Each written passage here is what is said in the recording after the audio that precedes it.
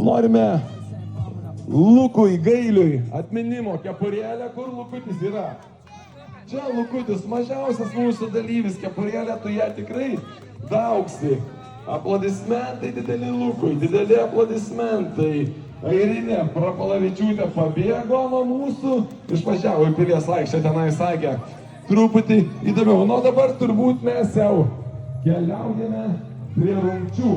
Ir slalome rungtyje trečiąją vietą iškovojo Herkus Kasparavičius. Herkus Kasparavičius slalome rungtyje užfiksavo 27 sekundės ir 72 4 metų berniukas. Atminimo dovanėlę gauna.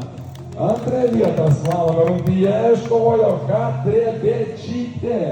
27 sekundės, 37 šimtosios Katrė, mūsų mažoji.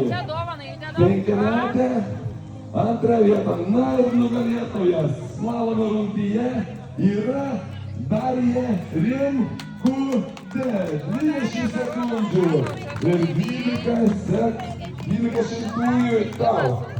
Žaidimukas visai šeimai. Tik šis žaidimas galėsite smagiai už šį savaitgalį leisti. Nu dabar mes keliaujame į Drago rungtį.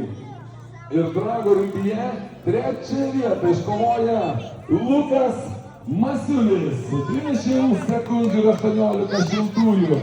Lukas, mažiausias mūsų dalyvis, vos 3 metukai. Lukai, negailime aplodismentų, jam trečia vieta.